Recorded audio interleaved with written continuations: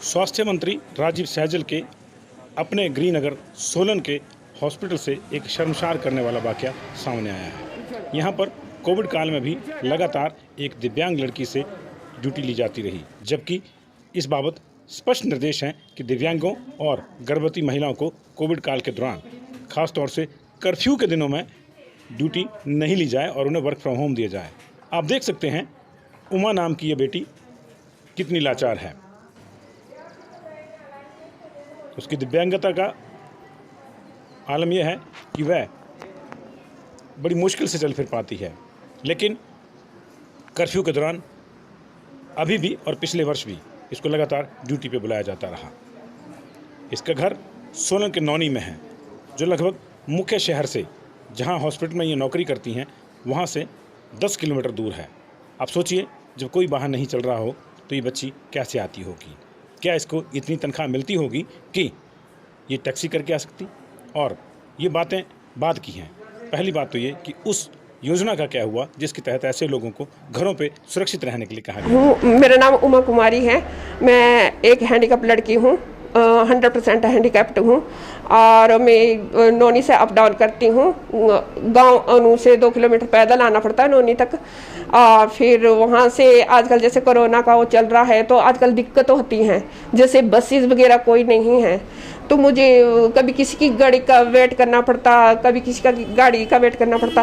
तो गाड़ी वाले भी इस वक्त कोरोना की वजह से नहीं रोकते, तो कोरोना की वजह से नहीं रोक रहे हैं तो मुझे बड़ी परेशानी होती है। कई बार 3-3 घंटे तक मुझे खड़े रहना पड़ता, खड़े भी मुझे ढंग से नहीं रहा जाता।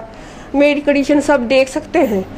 तो पिछले साल भी जब मैं नहीं आई, थोड़े दिन के लिए तो आई थी मैं, तो बहुत प्रॉब्लम हुई मुझे, तब भी कोई नहीं रोकता था। तो थोड़े दिन तो आई मैं, तब भी मेरे पास पड़ गई थी घुटनों में, तो मैंने फिर उसके बाद में आना बंद कर दिया। तो फिर उस वजह से मेरी पेमेंट रोक दी गई, फिर मुझे पेमेंट नहीं मिली है। फिर मेरे को पता नहीं कहाँ संघर्ष करना पड़ा। फिर मैं सीएमओ सर से भी मिली। सीएमओ सर ने बोला कि मिलेगी आपको। क्यों नहीं मिलेगी, आप हैंडीकैप पर्सन हैं, आपको मिलेगी। डॉक्टर राजन उप्पल जी ने कहा है कि मिलेगी आपको, आपकी पेमेंट कोई नहीं रोक सकता। मैंने तो कहा है, सर से भी कहा है कि मुझे किस तरह से आना है, अभी इतनी दूर से आना है, जैसे पहले भी आते गए वैसे आते गो आना पड़ेगा। मैंने बोला कि पहले तो बसेस में आती थी मैं, बसों में आती थी, तो अब तो बस सारी बंदे हैं, सारी बसें, कोई भी बसें नहीं चल रही। आपको भी आना पड़ेगा। सर ने कहा जी एमएसएल में। सर इस कोरोना काल में मुझे कितनी दिक्कतें आ रही, बहुत दिक्कतें आ रही है सर, आने जाने में कितनी दिक्कत। देखिए, जहाँ तक सरकार के आदेश हैं और सरकार का प्रोटोकॉल्स है, जो प्रेग्नेंट मदर्स हैं और जो विकलांग हैं उनको हम कोविड ड्यूटी पे नहीं लगाते हैं, क्योंकि सरकार के प्रोटोकॉल बहुत क्लियर हैं इस बारे में और सरकार इस बारे में बहुत चिंतित है कि इन लोगों को जो है ना इसमें कोविड ड्यूटी पे ना लगाया जाए, ताकि किसी भी तरह का इन्फेक्शन का खतरा ना हो।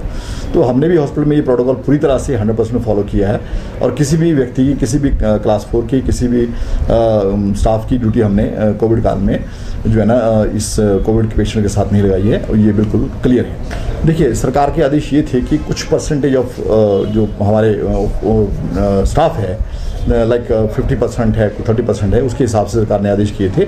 उसके हिसाब से जो हम अपने स्टाफ को जो है ना सेग्रीगेट कर देते हैं कि इतना स्टाफ ड्यूटी पे आएगा। पर ये जो जिसकी आप बात कर रहे हैं, जो विकलांग की हैं, इनको ऐसी जगह पे नहीं लगाया जाता है। हॉस्पिटल में कहीं भी इसी जगह पे नहीं लगाया गया है इनको, जहाँ पे हमारे कोविड के पेशेंट होते हैं।